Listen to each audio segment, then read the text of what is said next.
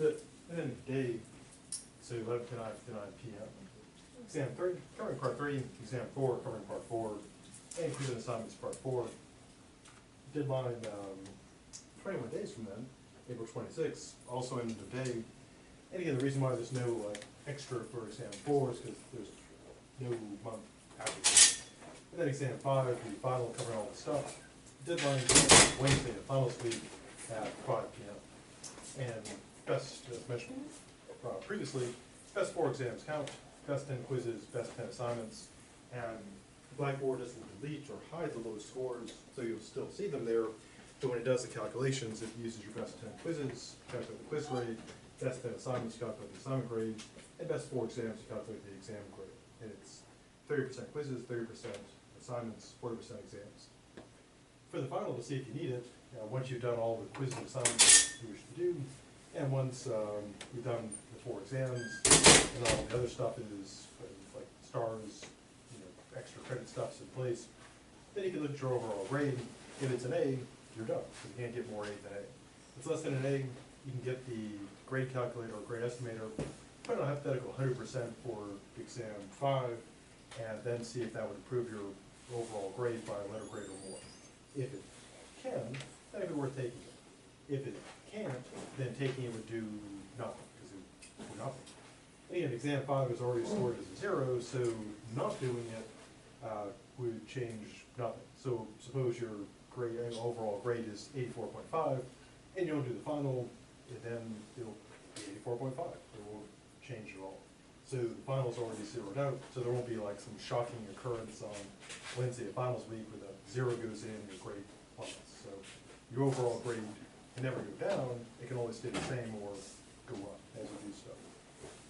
If it does start going down, let me know, because the demons of Blackboard are up to something. Before pressing on to our new stuff, namely more of Chapter 11, the final part for Part 3, anything about the stuff to be, stuff that's been, or other stuff, needs more stuff. Okay, so last time we were looking at causal reasoning in populations. And we looked at, previous to that, causal reasoning at the individual level. So when we're dealing with stuff, that personal level, or even like stuff that's, small scale, we'd use the method of agreement, method of difference to sort things out. We'd see if something's occurring in every case, we'd use the method of agreement to sort that out. And if you have it occurring in some cases but not others, then use the method of difference. And it's something we all do normally, and this just gives us a more formal way of doing it. But then when we move to large-scale populations, then we go to these methods. The first one we saw, of course, was the controlled cause-to-effect experiment, which involved, you got your target population, and like with any inductive reasoning of the sort, you always want to identify your target. So whether or not your sampling is good depends heavily on what is your population or concerned with. And it can make a huge difference in terms of the results. So with a controlled cause-to-effect experiment, you get your target population, you pull out a sample, you split the sample into the experimental group, control group. Experimental group gets exposed to the cause, and you're wondering, what does this do? You know what the cause is, you wonder what it does. So maybe something like a health thing, it might be, what would, say, increase potassium consumption do for the rate of heart disease? Or what would a decrease in salt consumption do for blood pressure? Whatever it is you happen to want to know about. And then you run the experiment, and then you look at the results. And then if the difference between the control group and experimental group is statistically significant, you could reasonably say that that cause had that effect. And again, it's also a generalization, because the next step is not just say, hey, this happened in my experiment, you also want to extend it back to the whole population. And so you want to make sure that you identify your population and get your sample accordingly. For example, if your concern is with the effects of, say, a sports nutritional supplement on high-performance athletes, then that would be your population. So your sample should consist of those people. But if your concern is with, say, sports supplement for general market to everybody, casual, occasional, core, lead, etc., then you'd want your sample to represent that. Now, one problem that comes out in running some experiments is they often have a sample group that doesn't represent the whole population. To illustrate, the most common thing is many medications are tested on just men. And so when it goes back to the general population, it's not just like, except for certain medications, they're not just for men, but it goes back to the whole population, it can become problematic. So we always want to make sure that your sample matches your target population. And again, this has had some real problems in medicine and other areas where the samples may work out fine and then cause trouble in the general population. And again, there can also be surprises. For example, you may, by pure chance, miss certain types of people from your general population, and the medication is fine for your sample, gets back to the general population, and starts killing a few people, because no one in your sample group had that particular quality. So it could be run perfectly fine, it's just, obviously you can't include everybody. So there's always going to be some kind of surprise. Now, what about cases where it would be difficult, impossible, or evil to expose your experimental group to the suspected cause? For example, if we want to know what does uranium do to people, or what does exposure to lead do to people, you wouldn't want to go, unless you're evil, go and say, here, have some uranium, or drink some of this lead water straight from Flint, Michigan. You wouldn't want to do that, because that would be wrong. But fortunately for science, unfortunately for people, we can find people who have been exposed. So if you wanted to know what does high exposure to lead do to people, it would be evil to do that intentionally, but we have people who have been exposed. So if you wanted to know what does lead do to development, we'd find people who have been exposed. We'd find people who've been exposed to less, because we've all been exposed to lead, and try to match them as closely as possible and see what the difference is. And that would be the controlled, or the non-experimental cause to effect study. And as we saw, it's non-experimental because the person conducting it or people conducting it don't introduce the cause. So you don't say, hey kids, drink some of this lead water. You find kids who've already been exposed. And unfortunately there are lots. And it's still cause to effect because you know the cause, like lead, and you're wondering, what does this do? What does it do to people? Or what does it do to whatever? Now, as we saw, the weak point of this is that since the people conducting it don't get to pick their experimental group and control group, they have to take what's available. And there could be distinctions between the two groups that impact the results, that have a significant result, just because of, in some cases, self-selection. So, for example, if we're looking at if we're wondering what is the effect of smoking, it may be that people who smoke would also tend to exercise less, maybe also drink more, or make other poor lifestyle choices. And we may have a hard time finding people who make lots of poor lifestyle choices who don't also smoke. And so it may be that whatever gets people into the smoking group can affect the results. Also, of course, when people are exposed to stuff by a location, there may be things about that location that also affect the outcome. Let me give an example. Imagine some places have, say, higher natural radiation or maybe some other contaminant, and it may be that people who are exposed to, say, radiation in one area, and you're comparing them to people who are somewhat from a different area, the radiation would have an effect, but maybe it was something else about that area. Maybe there was, contamination of groundwater or some other thing that wasn't noticed. And so when you're doing this type of thing, it's always weaker.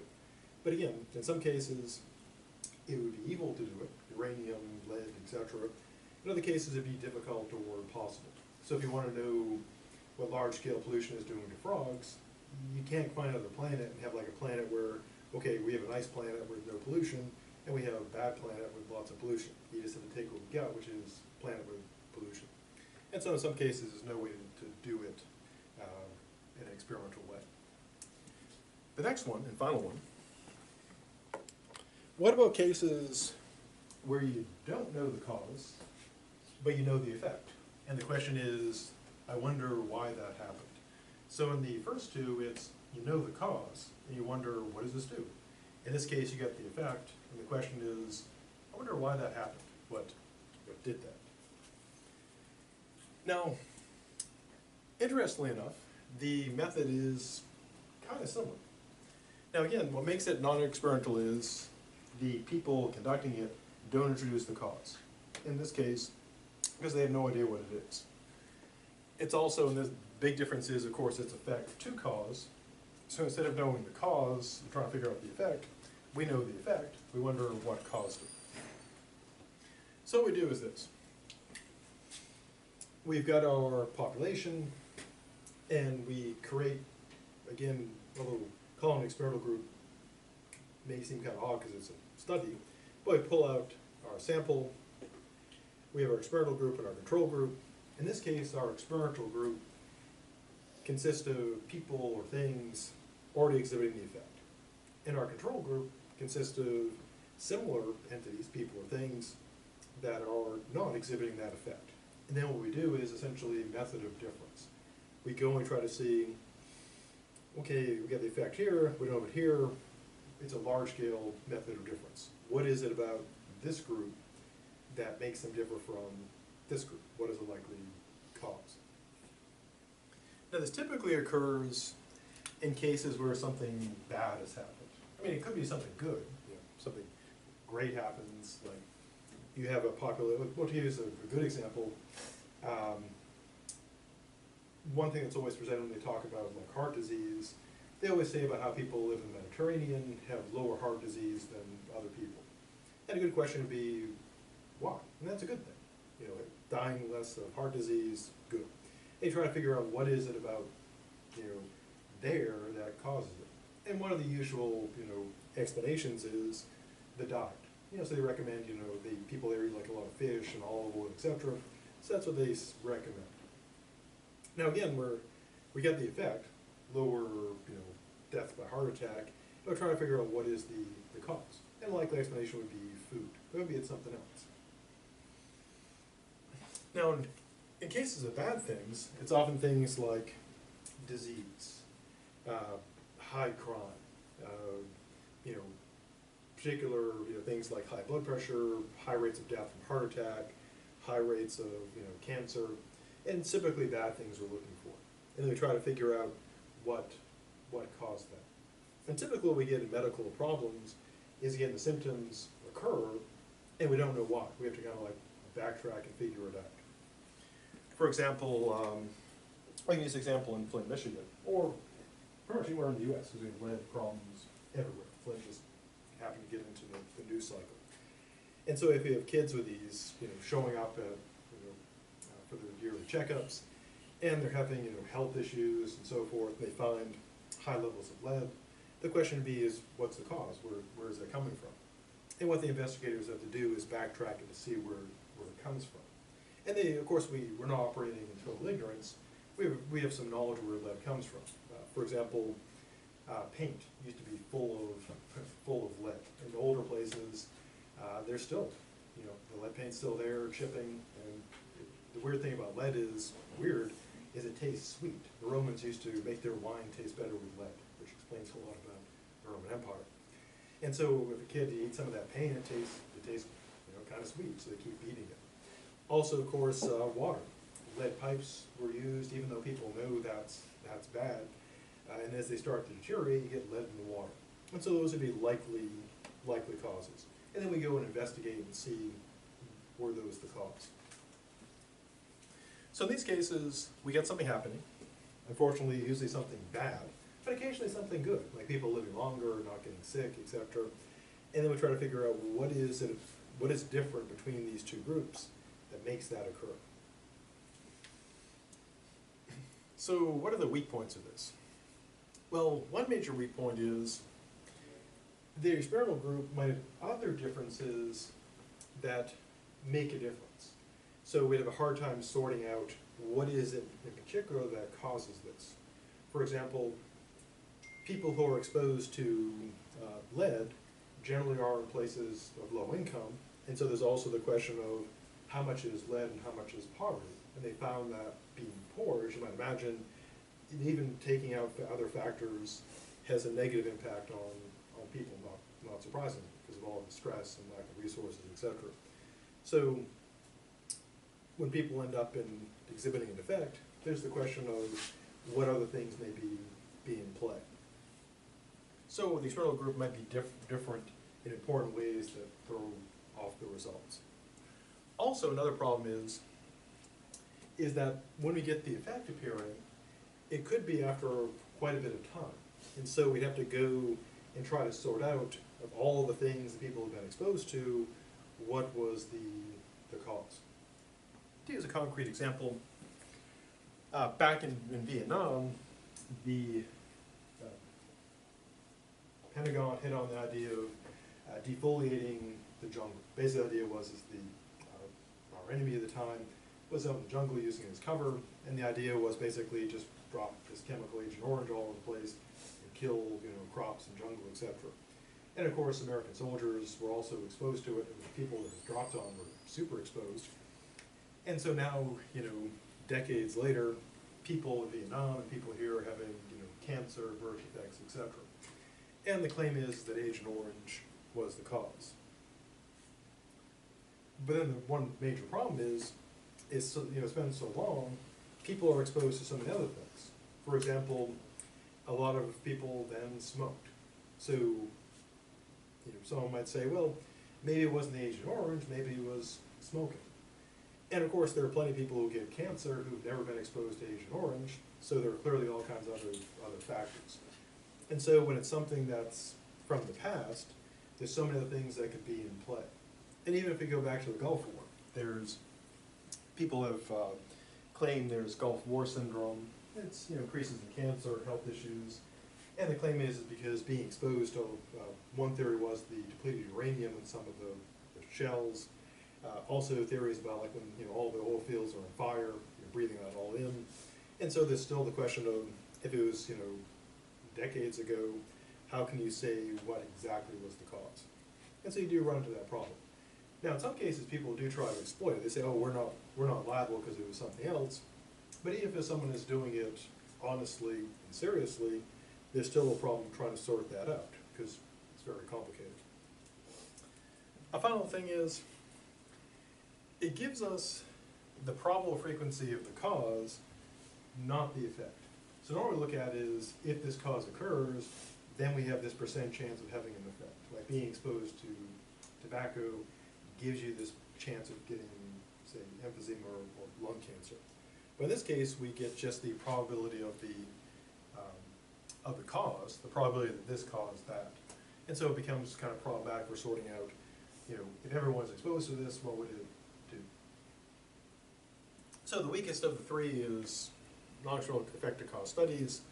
But again, the reason why we use them is because sometimes it's the only option. Once people start showing signs of stuff, we have to go and figure out what caused it. And we don't want to, normal, sane, non-evil people don't want to go around like causing diseases and see what they do. We wait for them to appear to try to fix them. So sometimes it's the only option.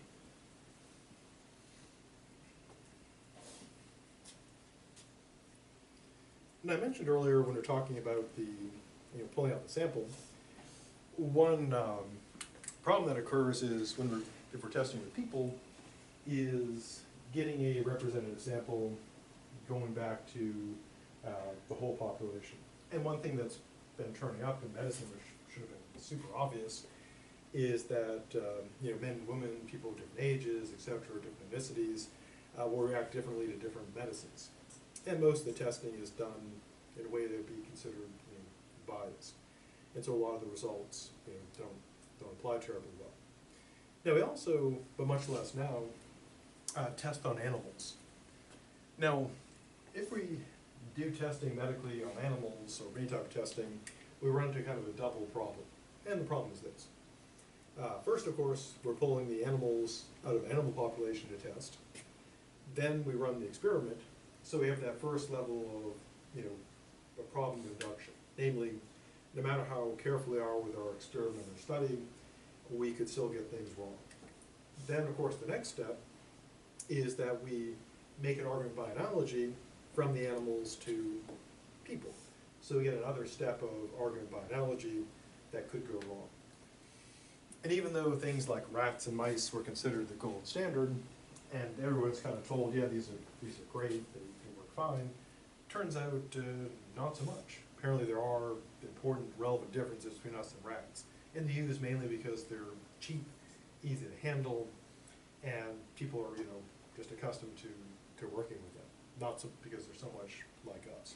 I mean, true, they're more like us than, say, roaches or grasshoppers, but still rather different.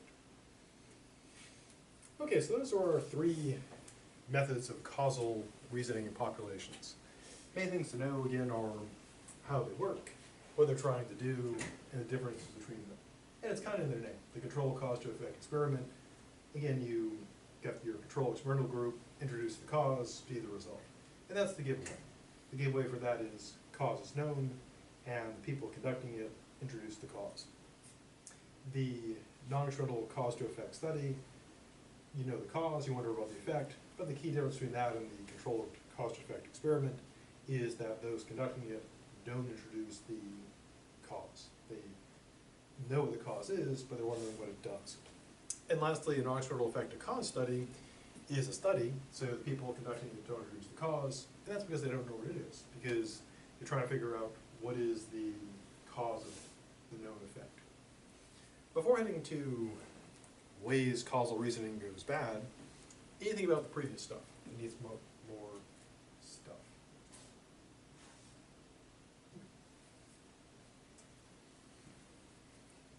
So how can causal reasoning go bad?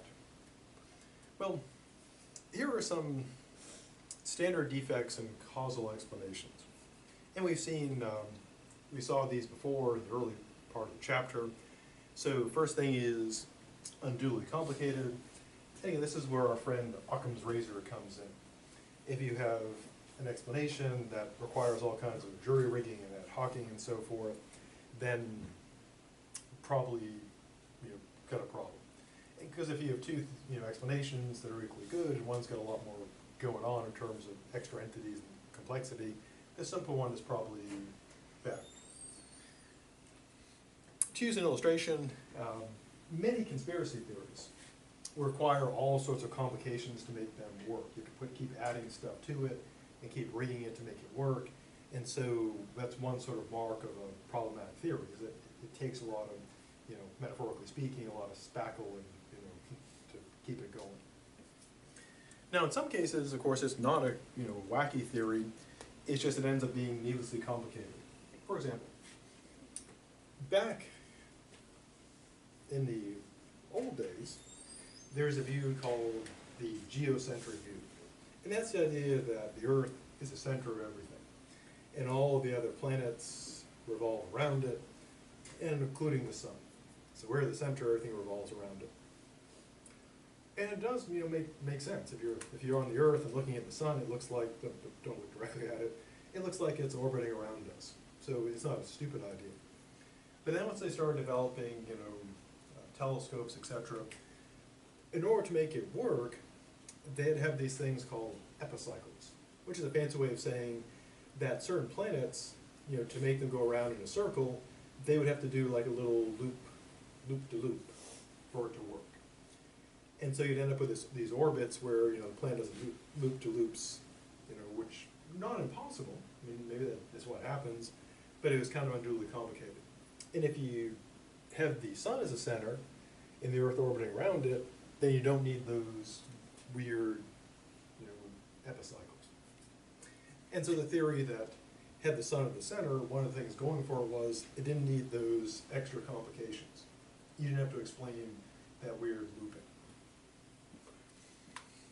Second, if an explanation is incompatible with known facts and theories, that's a minus. So, for example, take the view that vaccines are dangerous or cause autism. All the established facts and theories say they don't. The one doctor who said that they do turned out ended up losing his license, and the study was basically refuted and struck, but it's still somehow stuck. Now, one thing that gives this a complication that arises here is, of course, that one way science and stuff improves is we come up with something that doesn't fit the known facts and theories in the sense of it doesn't match existing theory, but it ends up being better. And that's sort of like a revolution in science.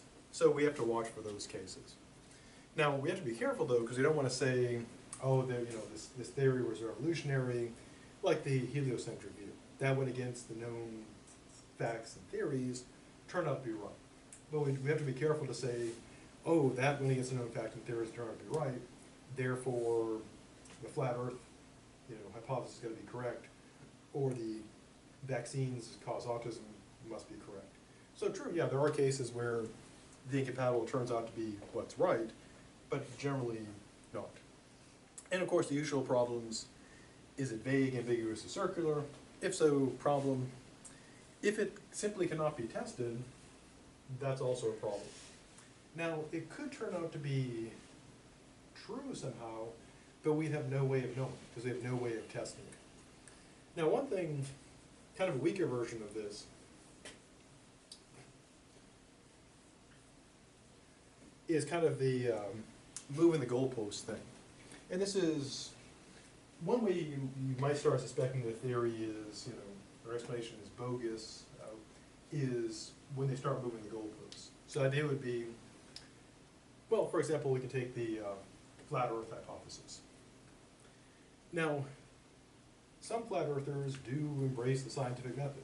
So they would say that, okay, if you have there's a test using a gyroscope, there's a test using light, and they would say, okay, if it doesn't pass this test, then the flat Earth theory would be incorrect. And then, of course, it doesn't pass the test because the Earth is not flat. And then saying, well, that's a problem for a theory. What they do is they try to add in another factor that explains why that occurred. Like something made that happen, that it's not the Earth is round, there's some other thing going on. Then if you counter that, they move the goalpost back and say essentially, oh, here's something that counters that. And if you say, well, that doesn't work either, they just keep going. Now, one thing that gives us some type of bite is this. There are cases where you set up an experiment or test and your hypothesis is actually true, but your test somehow gets it wrong. That there's some factor that ended up getting the results that you didn't expect. Maybe you had the wrong prediction, or you did things kind of wrong. But you should eventually hit a point where the test does work. And so one mark is if they're like forever pushing back and nothing can disprove it, again, maybe it turns out they will be right. But once you start pushing back and back and back and back, there's a reasonable concern that they're just not right. Because if you have to keep rigging things with ever less plausible alterations, it becomes less plausible an explanation. Now that said, it's not impossible that it would turn out in the end they're like, oh, we were right all along, but pretty unlikely. So again, like the flat Earth case is a good example. Every time there's something like, they bring up something like, well, we've got satellites that seem to orbit the planet, and they say, well, it's all a government conspiracy. Well, that would be a lot of conspiracy. Or what about planes? They say, well, why don't planes fly over the Antarctic or go certain routes if the Earth is round? And there's always a good explanation, and they say, oh, that's just a conspiracy too. And at a certain point, it gets sort of absurd.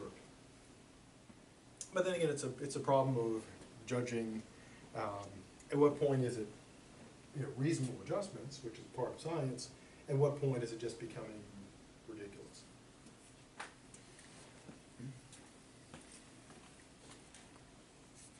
So what are some actual fallacies of causal reasoning? Well, we saw the names of two of them earlier. The well-known post hoc ergo propter hoc, and its less-known cousin, cum hoc ergo propter hoc. Now, the post hoc fallacy works like this. It's got the following form of reasoning. Premise one, A occurs before B, or A is occurred before B's. Conclusion, therefore A causes B, or A's cause B's. Now the problem with this, like with all fallacies, is not that this is automatically untrue, because someone could do the post hoc fallacy and be completely right in their conclusion. The problem is in the justification, because just because one thing happens, another thing happens, doesn't establish causation. Many superstitions are based on this. Now, the reason why this has some appeal is because in the normal course of events, laying aside science fiction, the cause does always come before the effect. And we saw the method of, agreement and difference, and we saw the method of difference essentially is, you have the effect, you don't have the effect. In one case, this happens and this happens, and you say, yeah, there's probably a connection. So the problem arises because there's nothing between this happens and that happens, therefore there's a causal connection. You have to do the stuff in between. Method of difference, method of agreement, or the causation of populations. So what would be an example of this? Well, as I mentioned, superstitions and belief in luck can often be an example of this. Centuries ago, when I was on a track team, someone was about to do the hurdles. It was the 440 hurdles, or one of those hurdle things. I never did that short distance, or hurdle things, because jumping over them seemed super dangerous. And she was tying on her spikes, and her laces broke. And of course, if you've ever seen track, you don't want to run the spikes on the laces, because your spikes will stick in the track, and you'll leave your spike behind. And so the only thing nearby was a 7-Eleven, and the only thing they had were these Sylvester and Tweedy laces. So she put the laces in her shoes and ran like her fastest time ever, easily winning. And she was convinced that those laces were super lucky. So she would carefully put them back, take them out of her shoe for practice, put them back in for races, and she always did really well. She believed in the power of the laces. Now, of course, the laces aren't lucky or magical. I mean, true, you run better with laces in your shoes than without, because otherwise your shoes come off. And eventually they did have a psychological effect, but the idea that there were lucky magical laces would be this fallacy, that she cut the laces, ran well, just no connection. Eventually there could become one. Again, psychologically, she believes in the laces, and that helps her. Another example, a lot of reasoning about cures and medicine and fixes relies on this, both for good and bad. So, for example, some years ago, my husky was getting super old, having trouble with her joints and stuff, and so I was looking for things that I could do for her. And I heard about this glucosamine stuff, and there's all these herbal supplements and all this other stuff. So went on Amazon to look at the reviews, and what people would often say is they'd say, I gave this glucosamine to my dog, and 3 days later, she was up hopping around like a young pup again. This stuff is great. And I'd see a lot of those like that. Then there'd be other ones where they'd say, I gave this to my dog, and then 5 days later, my dog dropped dead. Don't give this to your dog, it'll kill your dog. And I don't think any of those, maybe they were lying, but I had no reason to think they were lying. So how could you reason for that? How would that work? Well, it could be true that the person gave their dog glucosamine, and then a couple weeks later the dog was back to normal, but it may have nothing to do with the glucosamine. Maybe the dog had just like us, sometimes you won't feel quite right or hurt for a while, and then you'll recover. There's no connection. And then when people say, I gave my dog this medicine, my dog died 4 or 5 days later, it's the cause. Yeah, I mean, it's certainly worth worrying about, but it could be pure coincidence. Maybe the medicine had no connection whatsoever. And so one reason why, there's a bit of consumer advice, why if you go on places like Amazon or anything online where they do reviews, when you see something like, I used this product, I felt great, or I used this and I got sick, or my dog died, or whatever. In many cases, if it's just one person, it's just going to be post hoc. They didn't run an experiment. They gave things to their dog, and their dog was better. Was there any connection? Well, it probably wasn't very rigorous. They probably didn't carefully control all the variables, so you really can't say that was the cause. Which is why, if you're looking at things for medicine, so when I saw all that stuff, I'm like, ugh, these reviews are useless, because some say it's great for dogs, some say it kills dogs. So I, of course, turned to the science. And the science currently says about glucosamine is essentially it does nothing. So they say there was one study where there was a slight apparent effect, but currently, I'll have to check again, because I'm getting old myself, to see if it does anything, but the studies generally showed that did nothing. And so one reason why I want to turn to studies and experiments is because, yeah, the person who gave their dog glucosamine, their dog, I'm sure, was up, frisking about. Was the glucosamine the cause? Probably not. The person who gives their dog like harbor medication, their dog dies 6 days later, terrible, but did it kill the dog? Well, maybe, but probably not, which is why studies are important. Similarly, you may wonder, like, why do people think vaccines cause autism? Well, again, there was a study, but one reason for this is the post hoc fallacy, because the same time that kids get their, start getting their vaccinations, that's when autism starts to manifest. And so what people do is they would say, well, my kid was, developing normally, crawling, crying, etc., and then gets the vaccines, and then starts developing abnormally. And it's not stupid to say maybe there's a connection. But you have to consider, is it post hoc? Is it the vaccines that did it, or is it just, that's when the development starts to occur, and autism become evident, and the vaccines had nothing to do with it. And the current science says it's post hoc. So how do you defend against post hoc? Well, the thing to do is say, well, this happened, but is there any supporting evidence? Has there, on an individual level you can check with, method of difference, or, find credible sources that have conducted experiments and studies to see what it actually does. And again, individual reviews are generally useless because it's just someone saying, I did this and I had this effect, but it's probably not rigorous. You don't know if they're telling the truth. And so in general, those aren't super useful. Also in our own case, for example, if you get a cold and you drink some tea and you feel better, did the tea cause it?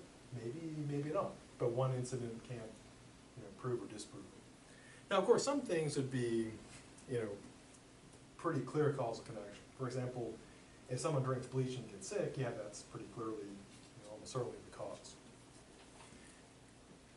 The second one, the cum hoc ergo propter hoc. It's similar to post hoc, except instead of dealing with this occurs, that occurs, it deals with correlation. That A's are correlated with B's, and therefore A's cause the B's. Now, in fact, we know this is bad reasoning because we, in fact, have a popular saying, correlation isn't causation. But it is tempting, because if we see, a chart, and we see that things seem to co-vary, we would be tempted to say that they go together. Now, there are people who, it's kind of funny, but not like super hilarious, mostly like academic funny. There are people who go and put together all kinds of, kind of silly charts showing things that seemingly co-vary. As you might imagine, if you go and get all kinds of data, you're going to find correlation between all sorts of weird things. For example, when I was a student, the example that was used was that hemlines and dresses and the Dow Jones, stock market seemed to correlate, which I guess was true. No reason that they were lying to me. But of course, there's no causal connection. You can't take control of the fashion industry by taking control of Dow Jones, and you can't control Dow Jones by controlling the fashion industry. Now, in some cases, the correlation is not like just silly. For example, you might find a correlation between avocado sales and sailboating deaths, for example. But you probably say, well, there's no connection. Now, in some cases, there may seem to be some sort of connection. For example, as ice cream sales increase, deaths by drowning also increase. And you might suspect, maybe people were eating ice cream and then going into the water too soon and dying. Oh, and the old thing about like not swimming until after 30 minutes after you eat, not true. The worst that would happen would be that if you like exercise strenuously with a full tummy, that you'll get sick, which is probably a reason to avoid it, but it won't harm you in any way. Unless you eat something really terrible, then swimming has nothing to do with that. Now, how do you tell when this is occurring? Well, again, the fallacy occurs not because if, someone's claiming there's correlation. It occurs when they just leap quickly from, correlation to cause. These two go together, so there's a cause. For example, if someone says, Trump gets elected, the economy improves. Well, does he cause that? Well, maybe. But of course, there's a lot of things that happen when the economy improved. Like if I switched what I was eating for breakfast and the economy improved, we wouldn't say that there was a connection. Like if I was eating more, drinking more orange juice, and the economy kept going up like that, we wouldn't say that I was somehow helping the economy, except for buying orange juice, of course. So how do we sort out when the reasoning is bad? Well, if you're doing causal reasoning and it matters, like for example, medical stuff for like yourself or your pet, then you would want to ask these questions. First, is the connection between the two purely coincidental? That is to say, there's no real causation there. Yeah, there's A occurring to B occurring, you have this correlation, but no causal connection. Now this enables you to hopefully avoid the post hoc. Again, for example, in the case of heartworm medication for dogs, there are people who, I remember when I was researching that, they were saying like, somebody said, I gave this medicine to my dog and then 3 days later my dog was dead. Which is of concern. Your medicine is not perfectly without side effects. But an important question to ask is, was that a coincidence? Did the medicine kill the dog, or the dog die of something else?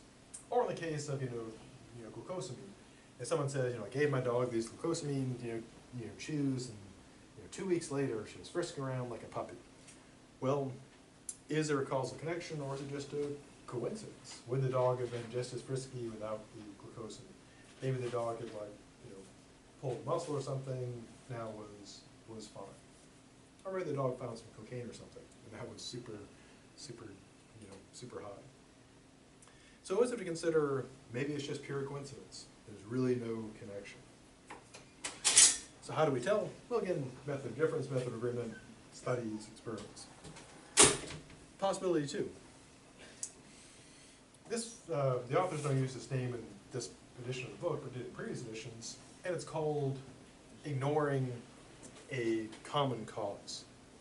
And this occurs when a person leaps from A causing B without considering there may be a third factor causing both of them. So the mistake they make is they say A causes B without considering that C is causing both.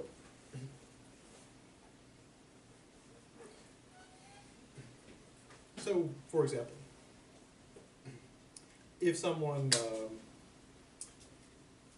has a fever and sore throat, and they say, oh, my fever must be causing my sore throat, well, they should consider maybe there's a third factor, like a virus, that's causing both of those. And so whenever we have, 2 apparent causal factors, one cause and effect, we always need to consider maybe they're both effects of some other factor. Now again, a person can commit these fallacies and still get the conclusion right. So it may turn out, yeah, they are right after all, but again, being right and reasoning right are separate things. Lastly, reversing causation, or reversing cause and effect. What occurs here is a person doesn't consider, when they say A causes B, that maybe the reverse is true. Maybe B is causing A. Now in some cases, this would be, pretty obvious. So for example, if someone says, colds cause viruses, well, that would be weird. Viruses cause cold. But other cases that are more complicated, and what can even make it even more complicated is in some cases you can actually have the possibility of, feedback. One thing causes another, but that also reinforces the first thing. I'll give an example of a controversial one. Going back to our good dead friend Plato, there's been the question of, does media cause people to be bad? And Plato in Book 10 of the Republic argues that if we look at tragedies, we become more prone to be sad and cry. If we look at comedies, we'll become corrupted and be more likely to play the fool. Now, we don't hear people complaining about that stuff today. The third thing Plato considered, actually the third and fourth, were sex and violence. And he claimed that people see that, they'll become more promiscuous and more violent. And that's the one people focus on today. And so when movies came out, in music, people were worried it would corrupt people. And then, of course, when we got video games, the latest incarnation of entertainment, there was all this worry that if people were exposed to violent video games, they would then become violent. And our good, still living friend Hillary Clinton jumped pretty hard on that bandwagon, claiming that video games were destroying America, because she thought it helped get her elected. She said a lot of terrible things. That's why people weren't too stoked about Hillary running for office. They remember the stuff she said. Now, do video games cause violence? Well, one, counter account is that when people say, we got violent video games, we have violent society, one explanation would be that causation is being reversed. Namely, we have violent video games because people are violent and they like violence. After all, violence predates video games by thousands and thousands of years. Like we wouldn't say that video games cause people to like sports, even though there's games like Madden and other games. And we wouldn't claim that video games make people like cars, even though there's various racing games. That would be weird. We have racing games because people like cars. We have sports games like Madden, etc., because people like sports. So why not? We have violent video games because people like violence, not on themselves, but inflicting on others, at least in fake context. And so it could be that that's reversing causation. And of course, in that case, it's important because if people are getting it wrong, they're saying violent video games, movies cause violence, banning video games are not gonna do anything, which is not surprising. Now, the current science is that there's no evidence that they do, and there's pretty decent evidence that they don't. There's no direct evidence that they cause it, but currently it's still kind of a mess. In other cases, it can lead to other problems as well. For example, one thing that a person might look at, or government policy might look at, is people who own homes tend to have jobs, decent income, less likely to commit crimes. All these things we consider good social, or that the government considers good social values. So someone might say, well, if we make it easier for people to own homes, then we're going to have less, this trouble. Now, well-intentioned, but here's the potential problem. It may be reversing causation. It may not be that having a house makes people have those seemingly positive qualities like having income, job, stability, etc. It may be the case that that's got it backwards because houses are expensive, etc. So maybe the people who have the job, have the income, don't have the criminal record, etc., they're more likely to have houses. So you can't make better citizens by giving people houses. But there are cases where they've shown that, for example, in cases where people are homeless, addicted to drugs, etc., that you can giving people a stable place to live does have a positive effect on them. So in that case, it's kind of murky. So both in a way seem kind of plausible. True, giving someone a house is not going to make them like an automatically better person, but having a stable place to live can help people. And so this can become kind of murky. So these are three things to ask or consider. So if the causation matters, you want to ask, is it just coincidence? Is there like really no connection? Secondly, is there a third factor causing both? And fourthly, has causation been reversed? Now in the real world, this can get very complicated, but on test questions, assignment questions, and quizzes, there'll be sort of paradigm cases. So if I do a reverse causation, it won't be like the complicated video game one or the housing one. It'll be something where it's pretty clear a causation is the person's got it backwards. Before pressing on, anything about those that needs more stuff? Okay. Now, unfortunately, a lot of this drives public policy because people lay out explanations of things and not consider this stuff. There's just, for example, when presidents take credit for the economy, or people assign blame to the president for the economy, in many cases it's just coincidence. You just happen to luck out and be, say, president during a time of prosperity. Or they're unlucky and they're president in a time of economic collapse. And similarly, addressing things like crime, etc., a lot of it involves just bad causal, or maybe intentionally bad causal logic.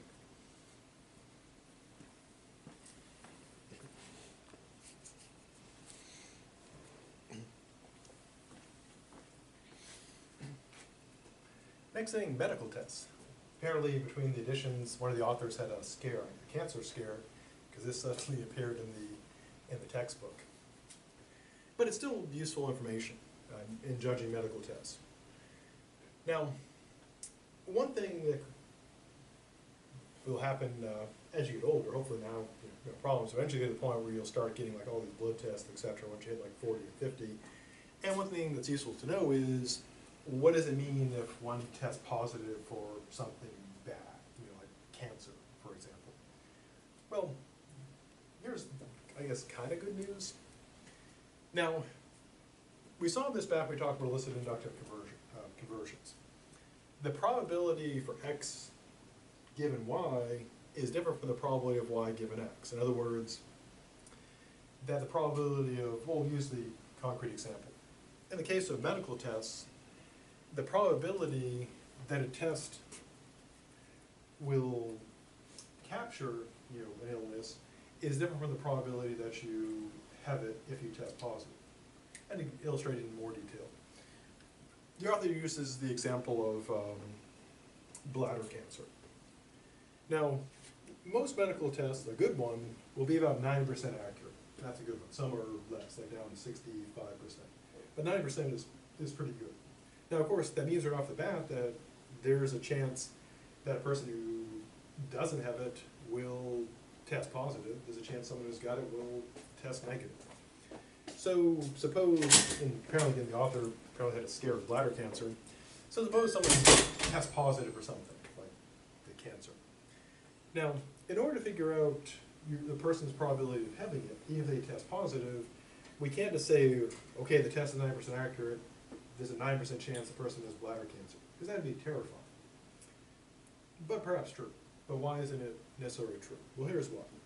As the authors point out, you have to figure out what is the base chance of occurrence in the population. So if the base chance is, say, 1%, that means that there'll be 100 people out of 1,000 that have the cancer. Of these, if you test them, it'll catch 90% of them. So 90% of the people, or 90 people out of 100 who were tested, who have it, will be positive result. But it means, of course, that 10% who don't have it, will test positive. And so the end result would be, doing math wrong. So 10 of them will have it, so 9 of them will test positive. Now, if the 10% are false positives, that means of these, 10% of the 1,000 will test as positive who don't have it. So 100. So, and the end result will be that your actual chance of having bladder cancer will be much lower. You won't actually have a 9% chance. In fact, the weird thing is, if you test positive, you actually probably don't have it, is the end result from the authors there, when they're mathing this stuff. So even if a test is highly accurate, you can't make that inference. So if the test is 9% accurate, again, that means of people who take it, 100 people take it, and if you have that number of people taking it, it'll catch 9% of them. So if 100 people have it, it'll catch 90, which means it won't catch 10. But of course, where there being false positives, it would mean that 10% of people, 10% of the time it will be false. And so if you have a big population, you'll end up with a lot more people testing, falsely. So going back to the example, if the incidence in the population is 1% and the test has a 10% false positive rate, that means you'll get a lot of people testing positive who aren't positive. So the long and the short is, in practical terms, if the test has a 9% accuracy, it doesn't mean that if you have cancer, it doesn't mean if you test positive, you're 9% chance of having cancer. It means that if you have it, there's a 9% chance of it catching it. So if people test positive, it sometimes turns out that they don't have cancer, which is why they do follow-up stuff to see if a person really does have cancer.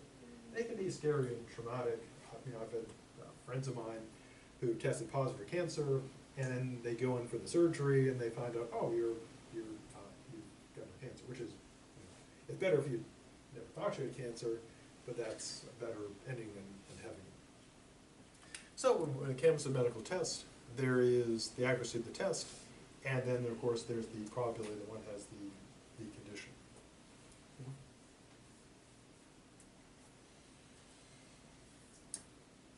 Next concern, overlooking statistical regression.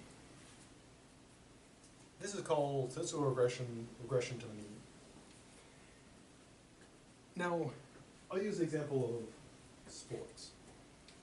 One thing, of course, that happens in the sports, type of sports, is there'll be a case where someone will be performing like extremely well. They'll have like a really good game, or maybe several really good games.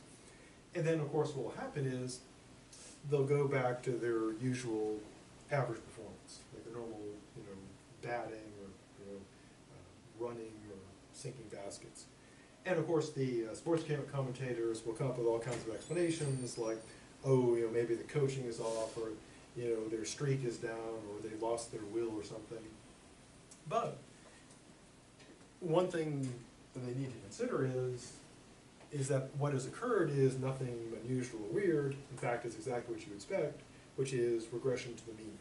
Namely that you can have unusual results, someone hitting really well, etc., and then it drops, and people again look for all kinds of explanations, but it could just be things go back to normal, because this is the average, and this was unusual, and there's no special explanation required. Things just return to average. Another example, if we take, one thing that was big in Afghanistan was what they would do, like under Bush and Obama, if they drew troop surges. They just poured a whole bunch of troops, try to get things go better. And what would happen is sometimes they'd have a surge, and then there'd be an improvement. There would be a reduction in violence. And then, like the next month, it'd go back up to the average. Now then people would say, oh, the surge worked, look what it did, we need to do more surging, because if we don't surge, it's just going to stay at that level. Now, that could be true. It's not stupid to say pouring in more troops lowers the violence, but, levels of violence are also a statistic. So it could be that this was just unusual, and there's some reason why it occurred, but you had unusual lows, and then it goes back to the average. So the long and short of it is, sometimes you get like a high or a low, and it goes back to normal, and there's nothing weird happening. It's simply that, in a way, that was the weird thing, and going back to normal is the normal thing. And so we have to watch for that statistical regression to the mean, in which, you know, unusual results typically just go back to average. Again, common examples would be streaks in sports, results like, you know, in policy, and so you always have to watch for that occurrence to see if it actually did something. Now, it may turn out there really was a connection, but simply, you know, having it go get, you know, kind of off the average and back to the average doesn't prove stuff. But to give a final example, if you handed out like an impossibly hard true-false test to a group of people, you would find some people would do, you know, well above the statistical average, because you'd expect in like an incredibly difficult test about a subject people knew nothing about, like giving, you know, kids in third grade a grad level, you know, qualifier exam. But you'd expect there to be a couple kids whose scores were really, you know, shockingly good.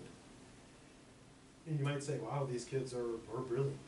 But of course, if you gave them like another test and had them take it, then you'd expect it to drop back to the mean. So it's not that the kids were like super brilliant, genius kids, it's they happen to just guess luckily, and they happen to get it right. Same thing like picking sports. Sometimes, you know, people like, they pick this, you know, they pick the winning team correctly, but you wouldn't say, aha, they're a genius, because then they go back to the 50-50. Now, if someone can do that consistently, like if you have, you know, a first grader who can consistently score high on, you know, graduate level, you know, physics, probably something going on there. Or if you have someone who can consistently predict the outcome of games, probably something going on there. But if you have something that goes against the odds, and then it goes back, well, that's exactly what you'd expect. Next, our old friend and variation of the argument from ignorance or appeal to ignorance, the proof by absence of disproof. Now, one thing people sometimes say is, you can't prove this is false, so it's true. It's often done in the context of like weird stuff. For example, a person might say, and I've seen this on shows about UFOs, they'll say, there's no proof for UFOs yet. There's no way you can prove they don't exist. Or when it comes to psychic powers, they'll say, you can't prove that people don't have psychic powers, which is probably, you know, true. Because if you had to go and disprove psychic powers, you'd have to check every person who's ever existed, and they're all dead, so you can't test them. You have to check every person today, but that's billions of people, and you have to check all the way into the future. So you can never actually check everybody for psychic powers. So that's true, you can never disprove it. But, as the authors point out correctly, not having disproof is not proof.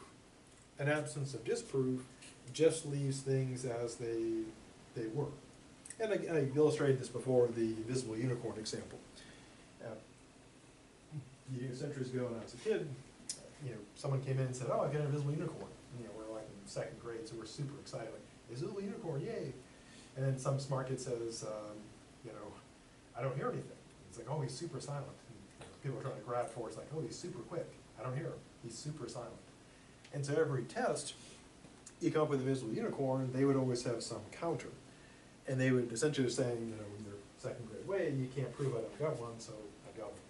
But of course, that doesn't prove it. The burden of proof is on the person who claims there's such a thing. So the mere fact that you can't disprove something doesn't mean it's true. Doesn't mean it's not true, it just means it's not proven. So the way to prove something means you gotta have proof. And we saw this back in the burden of proof time. Now in some cases it's just silly, like the invisible unicorn case, but in some cases it can be dangerous. Like when people say, you can't prove that this medicine doesn't help people. You know, well, maybe you could prove it, but even if you couldn't, that doesn't mean that you should be using it. Yeah, it's like I can't prove that glucosamine would never, ever, ever, ever work in anybody. Because I would have to test everybody, you know, forever. But the absence of disproof is not proof that it does work. Again, it's not proof that it's wrong. The absence of disproof isn't proof or something, so it leaves it exactly as it was before. Makes no change.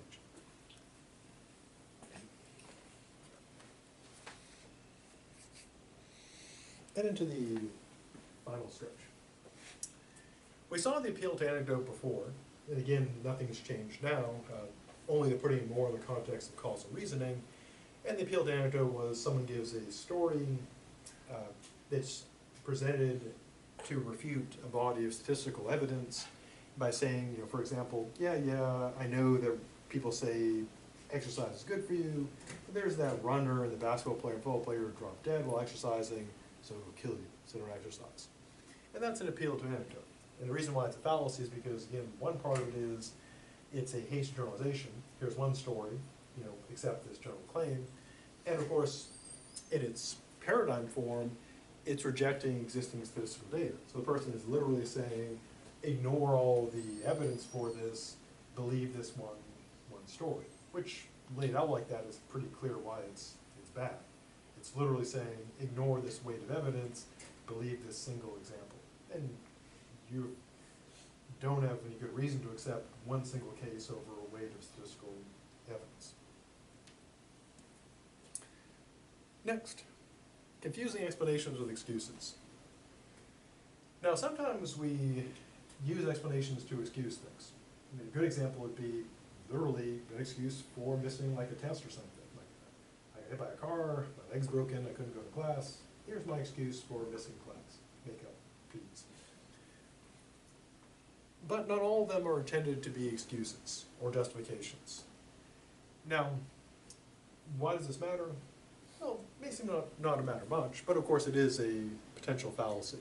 And the fallacy occurs when someone simply uncritically assumes that an explanation is therefore an excuse or justification, trying to say something was okay or right or good. Now this fallacy really came to a forefront right after 9/11. How so? Well, after 9/11, people in the social sciences, you know, were trying to figure out why did that occur? Why does terrorism occur? And one analysis they gave was that it occurred because of the United States foreign policy, because of the stuff we were doing in the Middle East.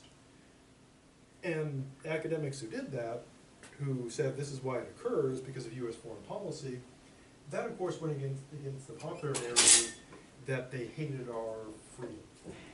That they were striking against us because of our actions in the Middle East wasn't super popular.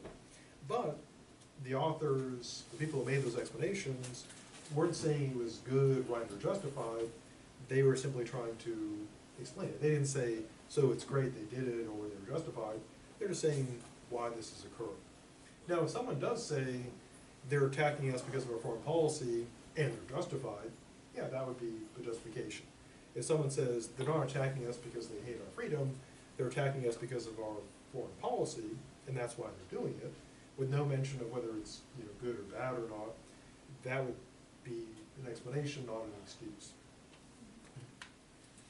Another example, if someone explains the current issue of migration, that countries in, you know, South America and Central America, because of, you know, centuries of American involvement there, destabilization, and, you know, doing things, all this political stuff, like going back to like the Panama Canal, and also back to, well, less back to the Iran-Contra affair, etc., that we essentially destabilize the region, creating instability, and therefore people are heading to the United States. You know, a person might say, oh, then you're all pro-migrant, you're liberal, you hate America. Well, no, that's just saying why it occurred. It's not saying that it's good or bad. It's just saying why that's occurred. Now, if someone throws in that therefore we must accept these people, you know, in our country, that would go beyond explaining to arguing. But if someone just says that's why it's happening, without any saying it's justified or good or what we should do, they're simply explaining. And people often make that mistake, and or maybe an intentional mistake, and tear into people who are offering explanations but not excuses. And the problem is, of course, if people get attacked for trying to explain things, we never figure out, you know, we're less likely to figure out why things are actually happening, which may be fine with some people. Lastly, causation in the law. Now, legal reasoning with causation, the fundamental factor here that they use for legal reasoning in terms of like, law involving harm to people, is they have this concept called conditio sine qua non, which I'm probably mispronouncing. A condition without which nothing. It's sometimes called in English the but-for, condition. Namely, this harm would not have happened but for this happening. And it's kind of the legal standard for harm, because it makes sense to say hold someone accountable if some harm would not have occurred but for their actions or negligence or misdeeds. Or in the case of rewarding people, which are less likely to do, that the good thing wouldn't have occurred without them intervening. Now this, of course, can be quite complicated, because in some cases there can be a direct thing. So, for example, if someone intentionally shoots somebody, yeah, they're clearly causing that harm. But cases where, for example, think of corporate negligence, like the car whose ignition would turn off while you're driving, killed over 100 people. And so there's a question there of, well, yeah, if it wasn't for that ignition problem, those people wouldn't be dead. But then there's a question of who is accountable for that. Is it the engineers? Is it the people in the higher levels, etc.? And so you have to work out the degree of accountability.